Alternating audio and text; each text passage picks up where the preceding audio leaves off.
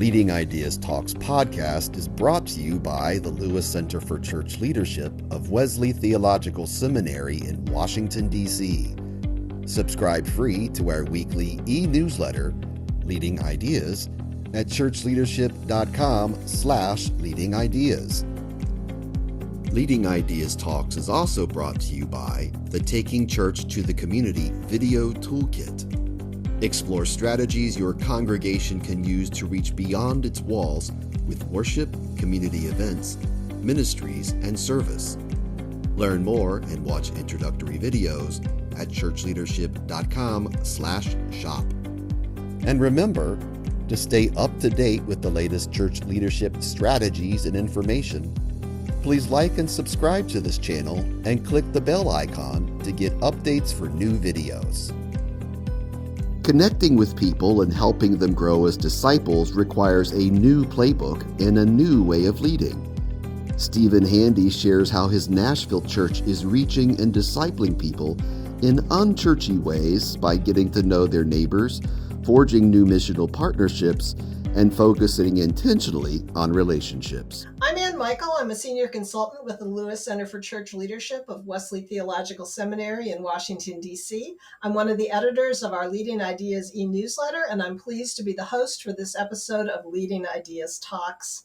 My guest today is the Reverend Dr. Stephen Handy, who's the lead pastor of McKendree United Methodist Church in downtown Nashville, Tennessee. He also serves as Associate District Superintendent of the Urban Cohort District in the Tennessee Western Kentucky Conference of the United Methodist Church, and we are proud to claim him as a graduate of Wesley Seminary, where he earned his Doctor of Ministry in Intercultural, Multicultural, and Diversity Studies. And he is co-author with Dr. Michael Bowie of a book that came out last year, Dare to Shift, Challenging Leaders to a New Way of Thinking. So welcome to Leading Ideas Talks, Dr. Handy. Thank you, Ann. It is a joy and an absolute honor to be with you today. Yeah. So one of the framing elements for the new way of thinking about leadership that you describe in your book is the biblical story of Jesus's disciples pulling their fish nets up empty and then being invited by Jesus to cast their nets on the other side of the boat. Why is this such an important story, and what are its implications for leaders today? I think part of the story for Michael and I, as we were collaborating on this book, was the idea that the disciples retreated back to what they knew. Although they'd been with Jesus three and a half years, they literally retreated. They erased all of those days and hours and weeks and years and said, let's go back to what we know. And I think sometimes the church, when it gets into unpredictable, unexpected episodes of life, we retreat back to what we know. I call it comfort, right? So we retreat back to comfort. And here's what I'm learning about comfort: nothing grows in comfort. So as leaders, one of the things I tell lay leaders, and when I'm talking to the clergy, is you should expect turbulent times. The question is, are you prepared to push through them when they come, because they will be coming? The other thing is, when I'm looking at this story, the biblical narrative, is the idea that Jesus says, don't do what you've done, cast the net to the other side. Mike Bowie likes to say the right side, and I say the other side, because that side at some point in time, you're going to have to cast the net on another different side, because there are not going to be any fish there, because fish don't stay in the same place long. Mm-hmm. Yeah, so we have to do something different than what we've done before. So McKendree Church, under your leadership, has significantly enlarged the concept of what it means to be a church in relation to its neighbors by leveraging its building and developing community partnerships. Can you say a word about your ministry there and how it's informed your understanding of the kind of leadership that's required today? Yeah, 14 years ago, and I know that's kind of unheard of for Methodist pastors, but I often tell people the conference doesn't know what to do with me, so they just leave me put. But one of the things that we discovered early on in the ministry at McKendree is that we had to give ourselves away to the community, which simply means we needed to know who our community members were, who our partners were, and we needed to put a listening ear on the ground. as opposed to showing up on Sunday or Wednesday night Bible study. And so about 12 to 13 years ago, we gave that building away. We said we want people in the community to occupy the building so we can build relationships. You don't have to come on Sunday. And so one of our first partnerships was with a group called Monroe Harding. They were an aged out foster care division. And I remember sitting in a Sunday school class because they wanted the third floor of our building, and no one was in that building except on Sunday. And so I asked that Sunday school class of 9 people. There were 8 women. This is important in the story, and 1 man.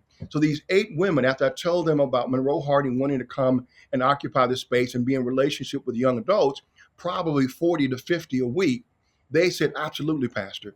There was a gentleman who said, no, we've had this space for 40 years. And so I said, Dan, do me a favor, go home and pray about it. And when you hear from the Lord, call me. On a Tuesday, Dan calls and says, Pastor Stephen, I think it's a really good idea to have young people on this campus. I said, Dan, thank you for being so diligent around praying and listening to what God has for us. And so that relationship has been going on for 12 years. Last month, there were 210 young adults in that space where we do mentoring for their young men and their young ladies. They will probably never come to church, but here's what we discovered. They're willing to have a conversation about their faith.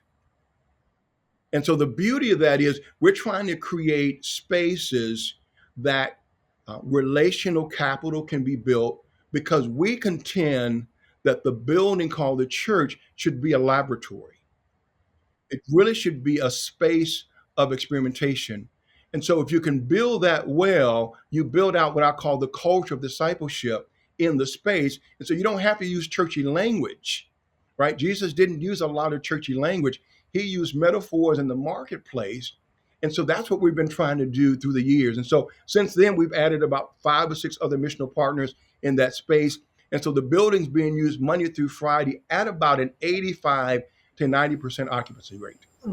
That's fabulous. If a church wanted to sort of reimagine its mission in some of the ways you've just described, what are the first steps they might take beyond prayer, as you've already mentioned? Yeah.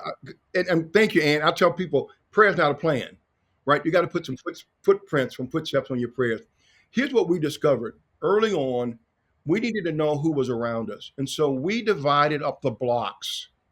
We assigned our lay people to blocks so that they could do not only prayer walking, but introduce themselves and ask the community members, if you could do anything downtown, what would you like to do? And how could the church help you do that?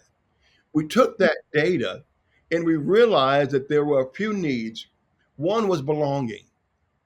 People felt isolated being downtown because they worked all day and then they lived in the high rise. They went to sleep. They woke up the next morning and did the same thing. And on the weekends, they stayed behind the doors. So one of the things we decided to do was to leverage our space for community. And we do that in a variety of ways. We got a rooftop where we do weddings and musical venues. We have trick or trunk or treat. We do that. And we actually got our biggest one coming up. We've got a 7-story garage, and we've invited about 100 cars to be in that space. And you don't have to be a member of our community to do that, right? We say, don't invite people to church.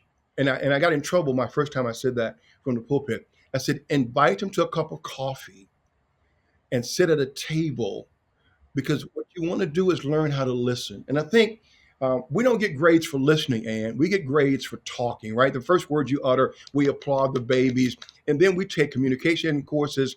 We take theological courses. We take speaking courses. And so all of a sudden, we get awarded for always having the right answer as opposed to listening well. So that was the first thing, that we listened to the community. The second thing we did is we said to our church, what do we have the capacity to do? We can't do it all, but we can do a few things well. After we decided what those things were, we decided to reach out to our other, I would probably call them ecumenical partners in downtown Nashville, which was a tension point, because our churches have isolated themselves and they're scared of shifting members from one church to another. So it took us years before we could decode what it meant for church pastors and other laity to be in partnership with us. And because homelessness is that one thing that we have in common, we decided to be in partnership about helping each other resource this idea of unhoused neighbors. Mhm. Mhm. Yeah. So, the subtitle of your book is Challenging Leaders to a New Way of Thinking. And you talk a lot about needing to engage in a mindset shift. Um, what can you describe some of the elements of what that shifting mindset need to be?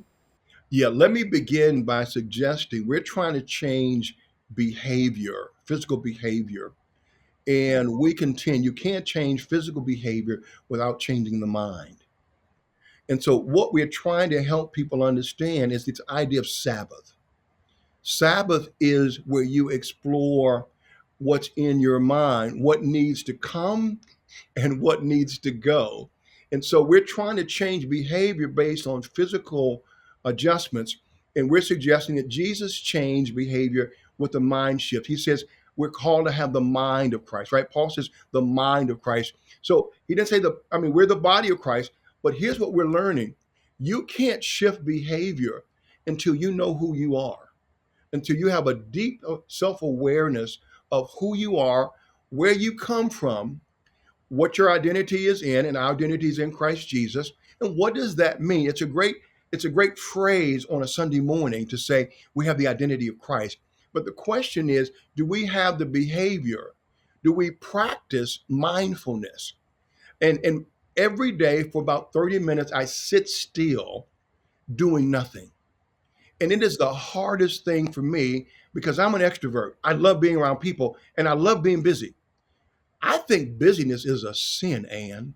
I'm being facetious, of course, but I think we've become so busy that the busyness in our minds is productive, as opposed to Jesus spent probably a third of the biblical text in resting, right? What he's doing was refocusing his mind on the next assignment that God has given him. So he was creating capacity. And we say, when you have a steady mind of Christ, you have the capacity to do the assignment that God has given you. Mhm. Yeah, thank you. I think that's a really powerful idea. And I think I'm about the biggest sinner in the world if busyness is a sin. I'm So, right there with you. uh, you also describe a framework for leadership that's built around the four I's invitational, incarnational, intercultural, and impactful. Can you say a few words about that framework and those elements? Yeah, part of it comes um, out of the story of Jesus meeting the woman at the well. And there's this invitation that Jesus extends that he never should have because it was against the law. Both of them, as you know, could have been stoned, right? But Jesus takes the risk of extending an invitation to a woman who shouldn't have been there at the same time. And they engage in a conversation. And I always tell people discipleship starts with an invitation. I've narrowed it down. It starts with a conversation. So Jesus starts this invitation with a simple conversation about what do you have there? What do you need? What do I desire? And he puts the question on her. And so we have a tendency in discipleship to tell people what we know, right? Let me tell you about Jesus. And I say, well, wait a minute. They may not want to know about Jesus. The invitation simply says, tell me who you are. And I think if we can reclaim the framing questions as opposed to the right answers, I think people are more inclined to having a deep conversation with us, a cup of coffee, as I call it, and then after we finish, have another cup of coffee. So the idea of invitation is critical on this journey of faith. And then I tell people when I think about the invitation, I think about what does it mean to be in the world, right? What does it mean to be incarnational? And so part of that is to understand your community, asset-based community development. You got to ask questions. You got to keep asking questions. You actually have to live into the questions as opposed to saying this is the answer, let's move on. It's a what I would probably call an ongoing developmental phase of who we are in community. So being incarnation means to be the embodiment of Christ in the world. not in the walls of the church, but in the walls of the church, and it's comfortable. I know everybody, they know me, and so I don't have to do much. But when I'm out in the marketplace, I have to be careful, I have to be self aware, I have to be other aware, and that creates a strengthening of my faith because God has to navigate me through these episodes of my life. Then the third one is this idea of being intercultural. This is my favorite one of the four, by the way. Jesus meets this woman who is culturally different than he is, and he's showing his humanness by saying, I may not know enough about you, but I'm willing to explore a deeper conversation so that I can know. Being intercultural simply means that you're willing and able to navigate through subcultures that you may not be familiar with, but you have a curiosity about. You're really wanting to know the other person who's on the other side of the table, who's on the other side of the street, who's in the grocery store. And I tell people, I love going to grocery stores because I get to stand in line. And there's a person in front of me and behind me that I can engage in the conversation as we move towards the cashier. And then the last one, if you do those three things well, we say it equals impact. Impact is the evidence that Christ is not only in community, but Christ is active through the hands and the feet of God's people. Here's what I think we've left out: the heart of Christ. We often say we're the hands and feet of Christ, but I think we need to be the heart of Christ. Therefore, we can be the hands and feet of Christ. Mhm. Yeah, thank you for explaining that. As you were talking through those points, I was really thinking about that story of the woman in the well and about how that is the way that Jesus was manifesting his leadership in that moment. It's a beautiful, beautiful example. Um, so, as a associate district superintendent, you're a leader of leaders, and here at the Lewis Center for Church Leadership, we focus on shaping leaders as well. And so, I wanted to ask you, what do you see as essential to helping other church leaders conceive of their leadership differently and in some of the ways that you've described? I mean, how do we cultivate the shifts that you see as necessary, not just in ourselves as leaders, but in others? Yeah, so part of our Wesleyan tradition is that the movement was a lay movement. And I contend we've become professionals. And we've taken that movement away from our laity. So that means, as clergy or clergy type or clergy wannabes, we have to simply be embedded in this idea of humility. One of the characteristics of leadership that I see in Jesus that we very seldom talk about is humility. The scripture says as he was humbled all the way to the cross, right? And so being humble doesn't mean that you bow down. It simply means that you are willing to allow people to take the lead and you're willing to follow. Well, we're not trained to follow. We're not equipped to follow. We are trained to lead people all the time. And what I've discovered, there are some leaders who are better than I am at this work. And they're called laity, and they're smarter than me. They're more courageous than me. They're more reflective than me. They are actually sometimes more scholarly than me. And if I keep saying, follow me, so the idea is always say, if you're a leader, who's discipling you and who are you discipling? And we did a survey in our conference years ago, and I honestly embarrassed by the district that I was in. And out of the, let's say, 100 churches, there was one church that had a discipleship system.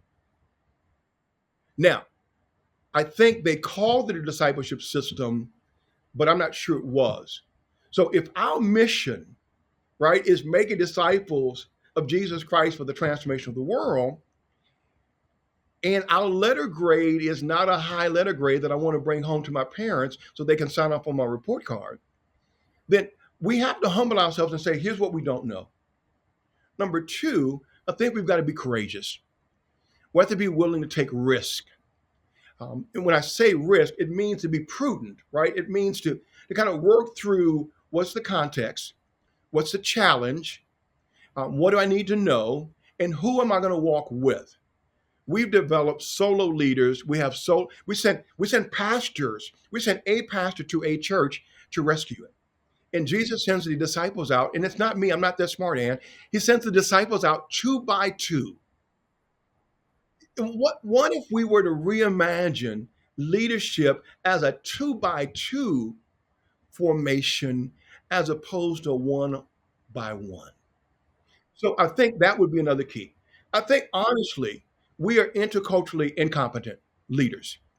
We know about our tribe, we know about our family, but we don't know about others. And so we've become so insulated in what we know. When someone tells us something different, we disavow it, right? We devalue it.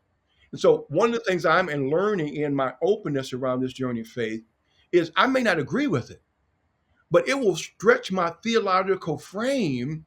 It'll make me a better person because if I'm hanging out with just African American men, it's a boring conversation. If I add African American females, Anglo females, Anglo males, Latino females, Latino males, Koreans females, Korean males, you see how the conversation shifts and we all become better at the beloved table of Jesus Christ. So I'm going to add those three as critical in today's leadership model that for most people, they probably wouldn't even assert those three. Then the last one, I would probably say four, since you didn't ask me for only three: curiosity. We have to stay curious about who Jesus is. If we can do that, Jesus will put us on a path or pathways to people can help us discern and discover what God is calling us to do in this season, not as individuals, but as community. Mm.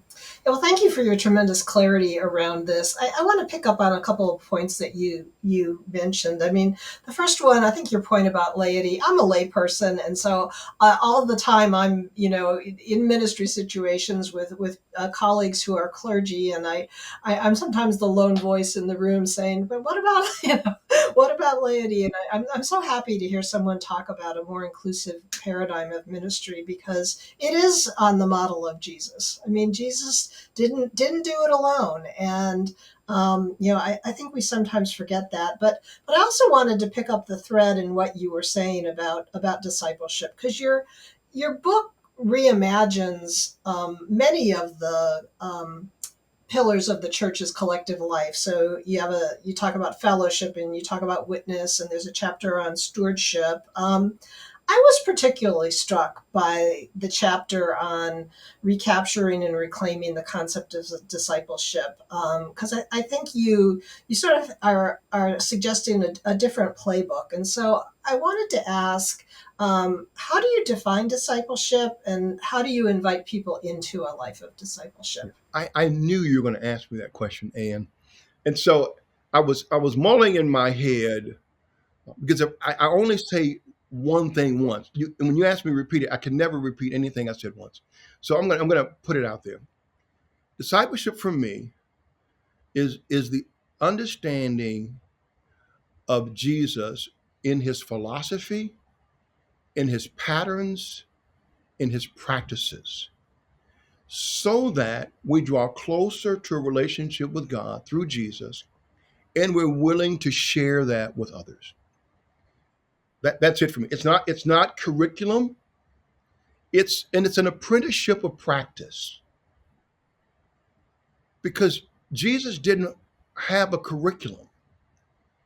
And we'll build a program and in a heartbeat. We love to come out with another program. But what I'm discovering, I'm mentoring this 27-year-old African American male who showed up at our church one Sunday with his grandmother out of the blue. And I said, "Well, what brought you to McKendree?" He says, "On your website, you advertise that you make disciples." And I said, "Oh, thank you for coming this morning." He says, "I'm not looking for a church, though. I'm just simply looking to be discipled." Interesting, right? I mean, you assume you come to a church to be discipled, and we've got four gospels, and Jesus has three episodes of being in the temple, and none of them turned out well. And we don't have any indication that he invited the disciples to show up there. So this young man knows something about the biblical text, and I go, "Thank you." And so every Thursday, we get together for a cup of coffee, and we are discerning together what is the discipleship practices every week that we're going to say we're going to do, and then we're going to hold each other accountable, right? It's the Wesleyan model. Where's the accountability in this process? If you say you're going to follow, where's the evidence? So we've been at this for 2 years, and we just launched a new project called Common Unity Gathering, and they're in coffee shops of no more than 20 people, and it's by invitation only. We won't be on social media. We won't blast it out. You have to know someone to invite someone. It's theme based. It's at tables of 4 to 6 people. So your introverted works, your extroverted works, and it's for 1 hour. And after we finish with that theme, we say, what did you learn about God? What did you learn about yourself? And what did you learn about your neighbor? And we're launching, yeah, I want you to hear this, saying this is a dream, right? We're launching 10,000 of these in the next 10 years. Oh my goodness. Yeah. Huh. Well, those three questions, I believe I recall those from my disciple Bible study, but they are very critical questions. I mean, and it ties in with what I recall reading in your book about the idea of discipleship being formed around a common table, which I thought was really a compelling way of thinking about, how we draw people into meaningful relationship as opposed to, as you say, programs, or you mentioned a church having a intentional discipleship system, as if it's a series of check boxes, and there may be some of that to it, but I think you're talking about something that's much more relational. And I think you nailed it. And discipleship is relational, right? So we probably should call it relational discipleship because it helps define it on the front end so people don't get drafted into something and they go, oh, that's not what I expected. And so I think we've got to create capacity though for healthy relationships. And when you've not modeled or seen or been immersed in a culture of healthy relationships, then this idea of discipleship is something that you don't want to be a part of because it means you're going to replicate the negativity or the negative energy of relationships that you've been part of. Yeah, so as you've described, your building being full 7 days a week with lots of community partnerships, and then this idea of these groups and coffee shops where these meaningful encounters are happening. What's happening in Sunday morning on your church? I mean, how does what happens on that hour on Sunday morning relate to the rest of it, or does it?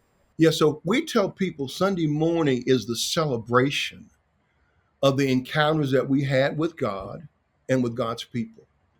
It's the communion that we have with God and with God's people.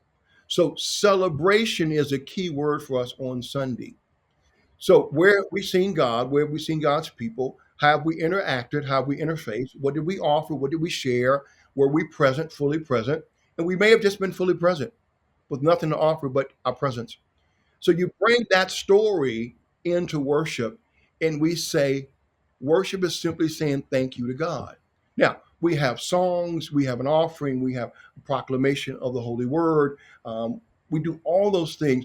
But if I'm void of any of the encounters during the week, I'm going to show up Sunday depleted. And I don't care what you say, it's not going to resonate with me because I've not encountered anybody or anything. I've been isolated.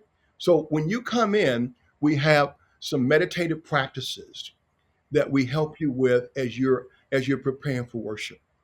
And it's something I picked up a couple of months ago from a friend of mine, and it's hand motion and breathing, and then we invite people every week. We try to have an index card to write down how you're feeling and what do you need help in. And you bring those to the altar as you're leaving or doing our communion, because we do communion every week, because we have to be reminded of the love and grace of Jesus. Because if you're like me, I'll forget pretty quickly if I'm only doing that once a month. So the beauty of that celebration is encountering God, encountering neighbor, and saying, look how God has been evident in my life. And I bring that. So we read scripture on Sunday, and then we pause and we say, what questions might you have of the biblical text this morning? It is one of the most daunting things, and because, people have great questions. And so what we say is, we may not answer that question, but thank you for thinking about it. So our worship experience, we don't call it a worship service because I grew up with that language and I always wondered at the end of the worship service, where was the service part? So we call it worship experience because as theologians, right, we're all theologians. Theologians can always come up with new words for context. Yeah, thanks for sharing that because I mean, it's clearly you've got a vision of a church that's a lot broader than 10 or 11 o'clock on Sunday morning, and so I think you're almost describing a dialectic in it. I will add real quickly, and I'm sorry for interrupting. One of our core values is discipleship and diversity. It's a core value for us. So we say if you're doing discipleship well, there will be diversity. You don't have to force. Reverend Dr. Lovett Ween says, in order for the church to be the church, you have to have more people, more young people, more diverse people. And we're trying to live into that paradigm shift because it's easy to be a segregated church on Sunday morning. I'm telling you, it's easy. It's difficult to bring in a variety of people with a variety of expressions and perspectives and political alignments, right? All of that, and then we can still be the body of Christ. Mhm, mhm. Yeah, thank you.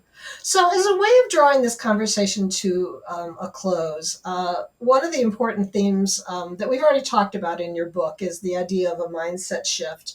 But part of that mindset shift is not focusing so much on problems, focusing more on possibilities. I think that's a real word of hope to churches that are struggling. And so I wondered if you can speak a bit about that aspect of the mindset shift and how leaders can learn to embody that sense of hopeful possibility. So one of the things that is helpful for me is who do I surround myself with? I surround myself with people of hope. And if we follow this Jewish rabbi who wasn't Christian, if we follow him, he was always showing us ways to be more hopeful as opposed to getting stuck in the chaos of what our denomination has been dealing with in churches in general in America, right? We have this decline language. And maybe it's not so much decline, but a reorientation. You see the shift? Some people can see it as decline. I see it as a reorientation. I see it as God is saying, that's no longer working. Here's what's coming. And so how am I living into becoming of the church, which is always, people told me the other couple of weeks ago that the church is in transition. And and I said, have you read your history? The church has always been in transition. The question is, are we willing to be in transition with the church and to give away what we think we know because it's not enough? The other part of that for me is hope is not abstract. There is evidence of hope every day when I take another step forward. I get drafted into these communities. I get drafted in these conversations. I get drafted into my family members. And I'm always seeing evidence that God is calling us into those places among the people that God is already there waiting on the miracles and the movements to happen. We've been so stuck on moments that we need to define ourselves as a movement, the church as a movement, as opposed to the church as organizational structure. Yeah, that's a really powerful idea. I like the idea that hope isn't just abstract. I mean that hope is part of what we do And it's the manifest. only thing the biblical text tells us that does not disappoint us. Yeah, yeah. So, if people were interested in learning more, where might they turn? Yeah, that's a great question. So maybe at some point I can put my information up, but let me just put it on in the conversation. You can call me directly at 615-336-4565. And in case you're slow with the pen like I am, that's 615-336-4565. Or you can contact me at McKendree, McKendree, Stephen, Stphen, like the one who was stoned, at gmail.com. Or you can Google me. I'm I'm in several places at several times, but we would love to have a conversation about what's coming. And when Mike and I wrote the book, we realized we'd probably have to write another one because things are evolving at such a fast rate. We can't maintain what we wrote once upon a time. So I look forward to a conversation, a cup of coffee over Zoom or in person. Yeah. So is there, yeah, you mentioned that there's a workbook that goes along with the book? Yes, we decided after doing the book, I did a missionary Baptist church, a mega missionary Baptist church in Nashville of 70 deacons. And when we were talking, they were so fascinated by the book. What spurred in my spirit was they wanted something more than just a book. So Mike and I talked about it, and we put together a workbook that is in alignment with the book, but it gives you spaces for reflection, spaces for experimentation, and it actually gives you the opportunity to live out of these chapters as we've written them in the book. Mm. Well, great. That sounds like a really helpful resource. This has been a great conversation. I not only learned a lot, but I'm feeling quite inspired. Hearing your great sense of clarity and hope about the ministry of the church, and so I really appreciate you taking the time to talk to me today. Well, thank you, Anne, for the invitation. I am grateful to be included. Thanks for joining us for Leading Ideas Talks. Please like and subscribe to this channel and click the bell icon to get updates for new videos.